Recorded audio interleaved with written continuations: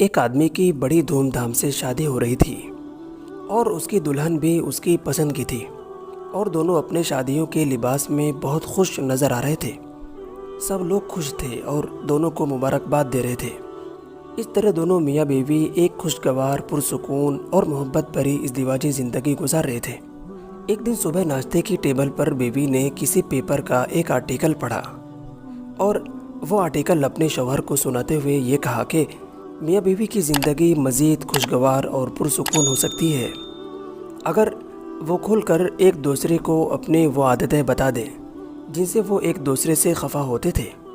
اس طرح دونوں نے ارادہ کیا کہ کل صبح ناشتے کی ٹیبل پر اپنی اپنی ایک لسٹ بنا کر لانا ہے اور بتانا ہے کہ ایک دوسرے کی کون سی خصلتیں ان کو ناگوار گزرتی ہیں۔ پھر کیا تھا، اگلی صبح دونوں ناشتے کی ٹیبل پر آئے اور اپنی اپنی لسٹ کھول کر سنانا شروع کیا۔ سب سے پہلے اس کے شوہر نے اپنی لسٹ میں سے پڑھنا شروع کیا اور اپنی بیوی کے ان تمام عیوب کو گنانا شروع کیا جو اس نے اپنی لسٹ میں اپنے بیوی کے متعلق لکھا تھا۔ پڑھتے پڑھتے اس کی نظر اس کی بیوی پر پڑی تو وہ بیچاری ہچکیاں لے لے کر رو رہی تھی، لیکن اس کو کچھ سمجھ نہیں آیا کہ آخر اس کے رونے کی وجہ کیا ہے۔ اس نے کہا کہ اگر تمہیں برا لگ رہا ہو تو میں یہ سنانا بند کر دیتا ہوں۔ اس کی عورت نے کہا کہ نہیں، پلیز آپ پورا کریں۔ اس کے بعد اس نے ساری لسٹ سنا ڈالی۔ اس کے بعد بیوی کی باری آئی۔ اس نے اپنا کاغذ اپنے خاوند کو تھما دیا۔ شوہر نے جب اپنی بیوی کی لسٹ دیکھی تو وہ بڑا حیران ہوا، کیونکہ وہ کاغذ بالکل خالی تھا، اس پر کچھ بھی لکھا ہوا نہیں تھا۔ یہ دیکھ کر اس کا شوہر بھی رونے لگا۔ اس کی بیوی نے کہا کہ آپ جیسے بھی ہیں بالکل ایسے ہی مجھے پسند ہیں، آپ کے اندر کوئی اور تبدیلی کرنا نہیں چاہتی، آپ کی کوئی بھی عادت مجھے بری نہیں لگتی، اور آپ مجھے جس حال میں بھی رکھیں گے، چاہے سکھ ہو یا دکھ، ہر حال میں بخوشی رہ لوں گی۔ بیوی کی اس طرح محبت بھری باتیں سن کر اس کا شوہر بڑا شرمندہ ہوا اور اس کا دل پسیج گیا۔ اس نے اپنی بیوی سے معافی مانگی اور دونوں کا رشتہ مزید بہتر اور مضبوط ہو گیا۔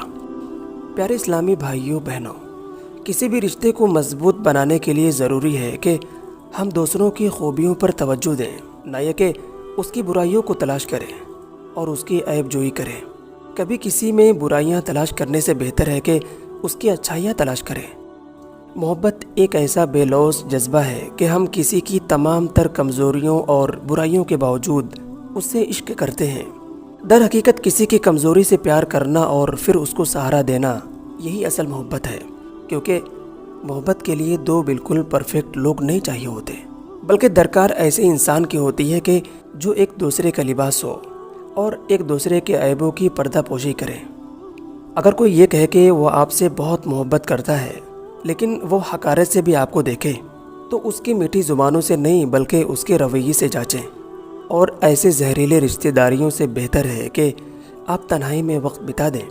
زہریلے رشتے انسان کو تھکا دیتے ہیں، اس کی صحت کو خراب کر دیتے ہیں۔ ہوتا یہ ہے کہ جس طرح وہ اپنی اولادوں اور بزرگوں کو اہمیت اور وقت دے سکتا تھا، وہ نہیں دے پاتا، ایک طرح سے دماغی مریض بن جاتا ہے۔ دعا کرتے ہیں کہ اللہ تعالی ہم سب کو قلب سلیم اور عقل سلیم عطا فرمائے اور قرآن و حدیث پہ چلنے کی توفیق عطا فرمائے۔ آمین۔